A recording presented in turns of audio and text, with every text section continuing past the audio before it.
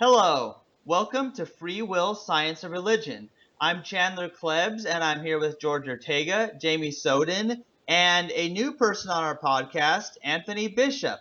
And Hello. hello, Anthony. He's kind of new to this whole free will topic, and so each of us are going to explain to him why free will is completely impossible no matter how you slice the bread, you know. And so, yeah, we could each take turns, and then he can ask us any questions and present his own perspective on it at the moment. So, let's see. Should I start explaining why it's impossible, or Jamie or George? Do you want to? No, why don't you start and then we can turn it over to Anthony? Okay, sounds good. Yeah, basically, the reason that you could not have a free will is that you could not be the first cause of any choice or decision that you think you're making. Because anything you do, there's a reason for it. There's a cause behind it. That's the main reason is that if you do something, there's a reason why that happened that led you to do it, and there's a reason why that happened, and there's a reason why that happened. It goes back before you're born, before you were conceived, before even your parents existed. It just goes back infinitely, basically, and you're not responsible for what happened before you're born, obviously. And so if people get that, they'll understand that really nothing's up to them. But the other thing is some people try to say, well, not everything has a cause. And I'm like, well, if it's not caused, then you didn't cause it either, so you're still not responsible for it. They call that, true randomness or indeterminism or acausality, and that's just as difficult for free will and human responsibility as determinism is. So that's the short case I make about it. Excellent. Anthony, you want to explain through the biochemistry you were relating before why just, we just don't have free wills?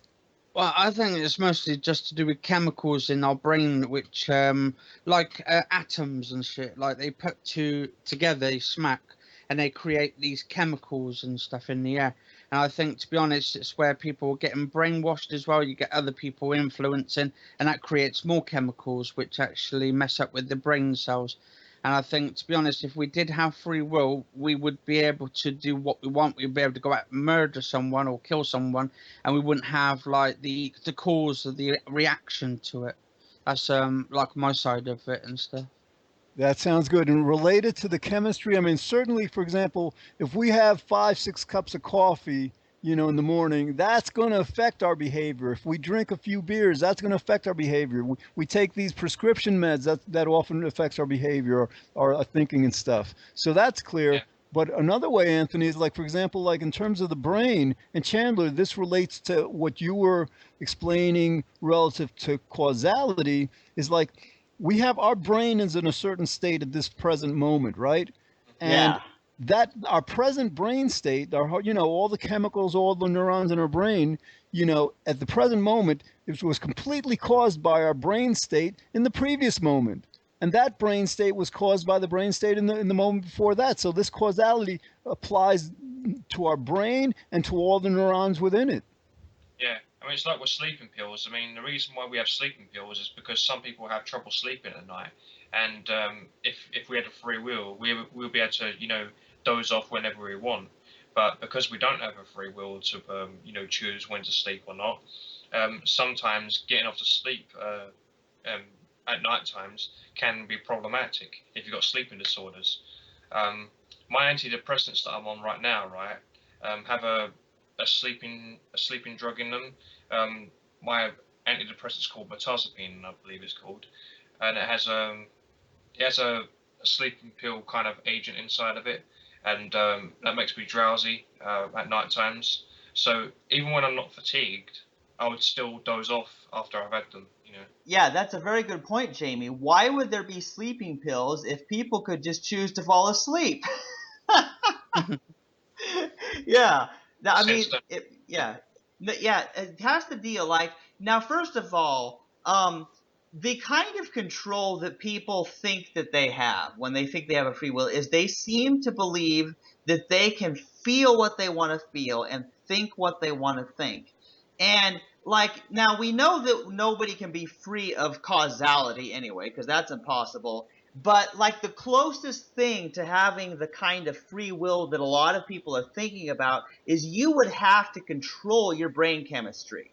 You would, and that's the thing, just like Anthony pointed out, chemicals in our brains and atoms smacking into each other. It sounds funny. But yeah, basically, let's say that you could do that. Let's say that you could make the hormone levels in your brain and all that whatever you wanted. Well, you could make yourself as happy as you wanted. You wouldn't be addicted to drugs. You wouldn't you would it would then your level of happiness would have nothing whatever to do. You could nullify it and be blissed out like George Ortega wants to do. you know yeah, another thing is you could be sexually attracted to anything you wanted or just be completely asexual, which would be really nice. That's why I kind of wish that people had a free will as far as that goes. Just nullify it. I choose not to be attracted to you anymore. It's like yeah. All right, Anthony, like, we've done, this is like I think our 36th podcast or something like that. Okay. I've done like over 180 television episodes on this. But here's the thing, like, people, what we're saying, for some reason, it makes really strong and clear sense to us. But to a lot of our audience, it's like they can't wrap their heads around it. So can you explain again in a bit more detail with more of a connection why our brain chemistry makes free will impossible? Why if our brain is like, controlled by chemicals, that just, doesn't allow for free will? Well, use the drugs example. Hold on, Jamie. yeah. Yeah, I would probably have to go back to like the beginning of the world when it first started, when we first appeared. I think it was like 400 million years going back, but that was when the Earth originally started. No, it was 13.7 billion years ago. Oh, 13.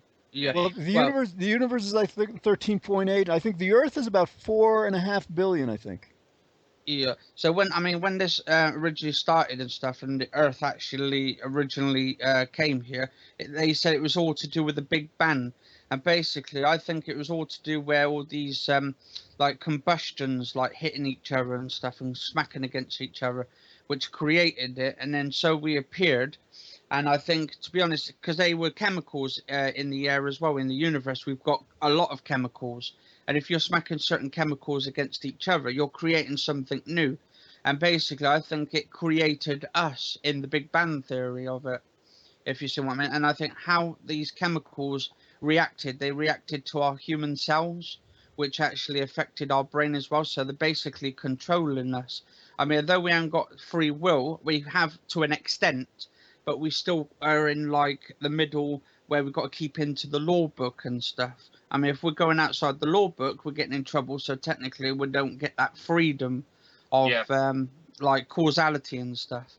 We do. It's like a cause and effect. If there's always an action to a reaction, and that's how I think it is to it. Yeah, that's a very good point. Yeah, there's for every action, there's a reaction, basically. I think Isaac Newton said something like that. Right, and again, Anthony, I mean, basically, you're describing our brains as chemical reactions. And like, anybody should understand that we can't control those chemical reactions. Those chemical reactions control us. Yeah. Yeah. Right. Yeah. I mean, if you drink, like, say, alcohol, that's a chemical, and if you drink too much of that chemical, it affects the way you move, affects the way you've your speech and your impediments and stuff, and your walking distance and your control ability and stuff. That's how I think on that one. Yeah, and in fact, why do people, for example, drink alcohol? Because they want to have an experience that they can't freely will. Alcohol will a lot of times make people feel more relaxed, more comfortable with other people, and that's why people take it. They know that, if we had a free will, why, as Chandler was saying, why would we need alcohol? Why would we need any of these kinds like of medications or drugs and everything? Yeah, I mean, why would you need antidepressants for being depressed? Like, I'm on antidepressants because I have problems with depression. And what else? Oh, what was I just going to bring up? It's not just with alcohol, man. There's other things as well. Like you were saying, there's other drugs that can affect certain behaviours as well, isn't there, George? Well, caffeine. Caffeine's a big one. I don't know how it is in the UK, but here in the United States, like almost everybody's on it, and everybody gets stressed out. So Yeah, yeah. I'm actually quite addicted to that. 'Cause I drink a Yeah, lot of yeah, coke. so am I, man. Totally. I mean, I'm 'cause like, if I, I'm totally high. yeah, because if I had a free will, I could wake up in the morning without Pepsi, but I can't do Yeah. And it. caffeine has, I definitely can't wake up in the morning without Pepsi or Coke and stuff. It's just like non-avoidable. yeah. And caffeine has the opposite effect of weed, doesn't it, George? I mean, weed calms you down, whereas caffeine raises your heart rate and your blood pressure, and in high doses, it can be potentially lethal. Right, and again, in moderate doses, caffeine could actually be very beneficial. I think, like when you're over 50, I think it's probably even more beneficial to drink a drink like every night than not, whatever. So, like, we're not saying these agents are necessarily harmful. They can be beneficial, but again, like if alcohol and caffeine and antidepressants are all, if we're taking them, obviously that's an indication that we're not able to do for ourselves what they're able to do chemically. Yeah. Well, then Exactly. there's energy drinks, but like Red Bull and stuff like that. But the thing is, if you have too much caffeine, it can actually affect you in a negative way. You know. Yeah, it can pump your heart as well quite fast. It's a bit like taking weed, but it actually supposed instead of slowing your heart rate down, it actually pumps it even worse. Yeah. Right. Yeah, Anthony, you were saying before that basically, we can't just decide to be, for example, a murderer or something like that.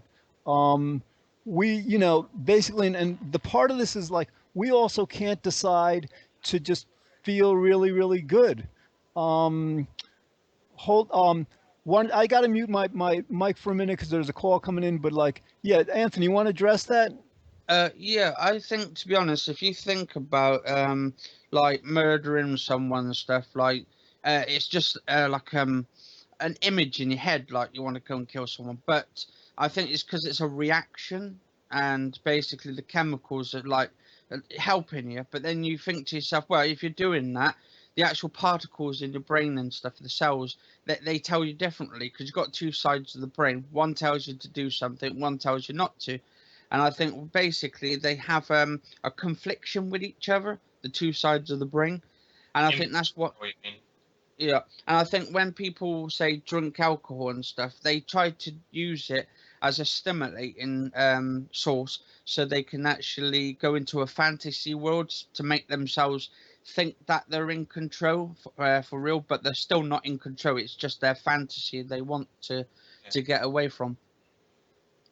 Yeah, and you make a great point, basically, Anthony, because basically, whatever we decide to do one thing or another, we have like competing motivations, right? Like, do we want to go out and watch a movie? We want to stay in, read a book? Do we want, to do something, or do we want to do something else? There's always like part of us like that wants one thing, another. Then we're weighing in: is it the right thing to do? Is it going to create pleasure? I mean, is it harmful? Whatever. So basically, what happens with every decision we make, we've got these competing motivations, and the stronger motivation is always going to win, right? And a lot of times we don't know until it happens what our strongest motivation is. Yeah. Well, we won't go out and murder people because the part of our brains that deals with empathy tells us not to. I mean, the compulsion to not murder people within us is stronger than any motive to resort to violence. So that's why we don't do these sort of things. But diagnosed psychopaths, because they have no empathy, they do go out and do these things. Actually, I'll give you an example. Actually, if you want me to, actually, if that's okay with George. Absolutely. Right. It's like when I go out with my mum and help my mum sometimes, and I take her out shopping, right? And I usually stay at home sometimes, right, on a Saturday. And then, like, I tell my mum I'm going to stay in all day long, right, just to stay in because I want to and stuff. Then probably about 2 hours later, my brain starts to change its mind, and it says, "Oh, to go out instead and get some fresh air." So it's like yes, you can tell it's like trying to tell me to go out and get some fresh air or go out and get some exercise. It's just the way it's like controlling me in that way. Yeah. Absolutely. Absolutely. And as Sam Harris was saying about the fatalist position and all that stuff, right? If people say if we have no free will, then what's the point in anything? Why not just stay at home and not do anything? Well, Sam Harris brought up a good point at one time, didn't he? He said, try laying in bed. You'll eventually get up and do something, because even that will just become too much for you. You know what I mean? So too much staying in will kill you. No, I mean too much staying in. You would just get bored of it, wouldn't you, George? You know what I mean? You feel like you're in prison or some shit. Exactly. I hear you. Yeah. Yeah. You can't just stay in bed. If you could stay in bed, then prison wouldn't be a punishment now, would it? No. Yeah, I mean, that's totally true. In fact, like my mom, when she doesn't get out of the house for a while, she gets really cranky, and part of the problem is she's not able to get out much because we don't have a car and she can't walk really well. So she doesn't get out. And so then she's at home, for a matter of weeks, and she gets really cranky because she wants to get out. And so, but most people, as soon as they get the urge to get out and get some exercise or whatever, they're going to do it because it feels good. Exactly, yeah. And they want to get fresh air. They just want a life, basically. I mean, staying indoors is just like, it would just get miserable after a while. You would just become very, how can I put this? You need sunlight as well, because we need vitamin D, George. You know what I mean? It's a known fact in science that if you get like sun rays on the skin, that creates vitamin D, doesn't it? Absolutely. Chandler, all right, so we've been kind of like exploring, why we don't have a free will. But, some people actually get this, but they say, fine, we don't have a free will, big deal. What can you explain to the audience why this is important, why this isn't just an academic trivial point? Yeah, that's a good point because, yeah, some people get it, but they don't think it makes a difference. Well, it makes a huge difference because I think the main thing is understanding that everything has a cause is what I get the most out of it, because that means you will automatically look for what is causing the things that you don't like so that you can do something to stop it. And anything that causes something that you do like, you try to repeat it, try to cause it to happen again.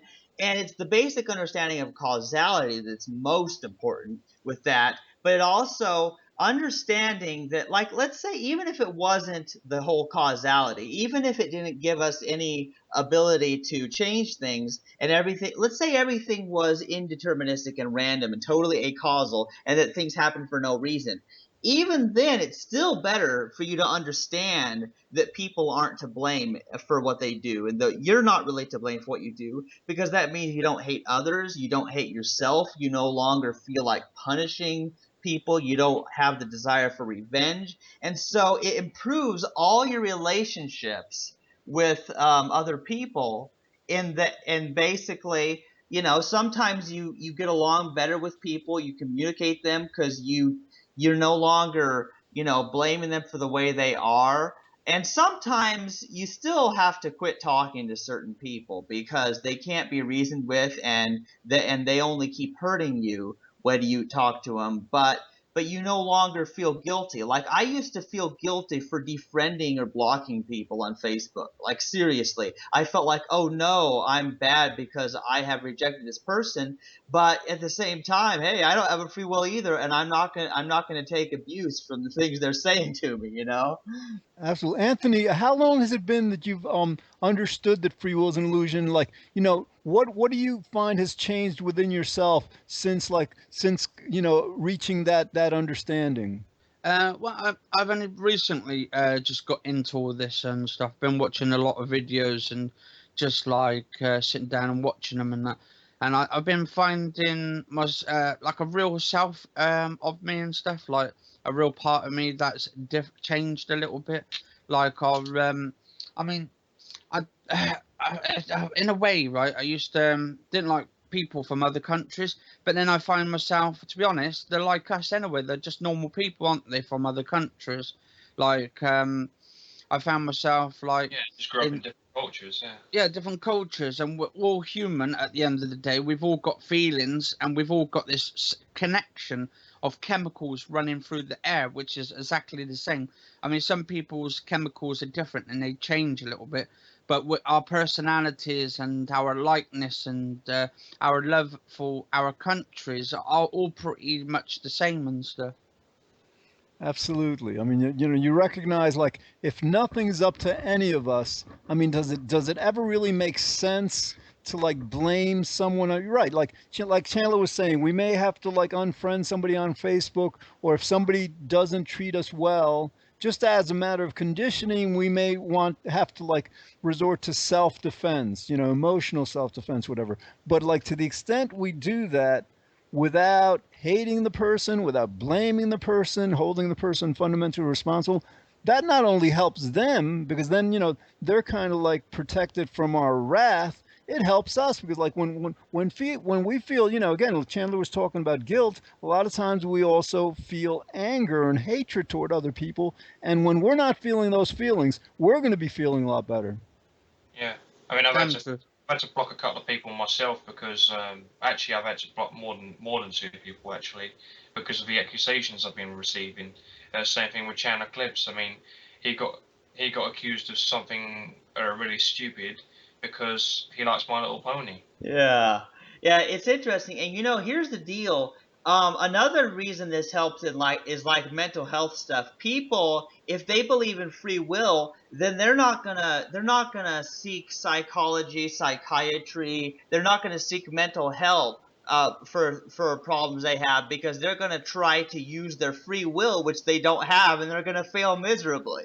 Chandler, that's a great point. A lot of people who are depressed, who are angry, you know, to the extent that they believe in free will, they're going to blame themselves. They're not going to believe that it might be a chemical imbalance or something that can be fixed through understanding the causes. Yeah, and you know what, George? My mom and I were talking about that in a video that I have on YouTube, actually, which we were talking about depression and suicide and how depression isn't a choice, happiness isn't a choice.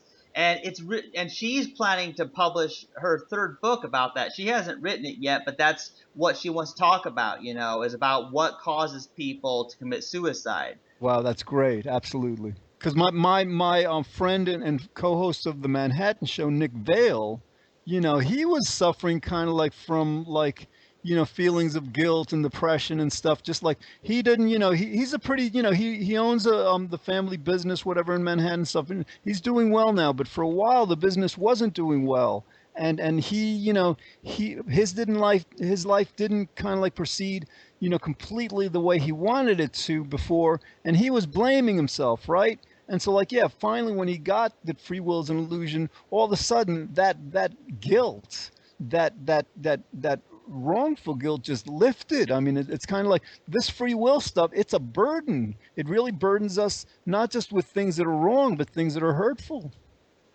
Yeah, it's true. You know, yeah, people suffer so badly from guilt and that they're the cause of their problems. And like, you know, people tell Jamie Soden that he's the cause of all the drama in his life. And I'm like, you have got to be kidding. Just because I point out stuff that people just don't want to hear, you know, and a lot of the stuff that I bring up is actually true. You know, like the things with people who've got mental disorders or sexual orientations, they're getting belittled for it, you know, and people are saying, you know, oh, you're stupid for comparing pedophiles to homosexuals. But the thing is, orientation and sexual intercourse are two different things. Learn the difference, okay? You know, you could be attracted to something and be a virgin. You know what I mean? Yeah.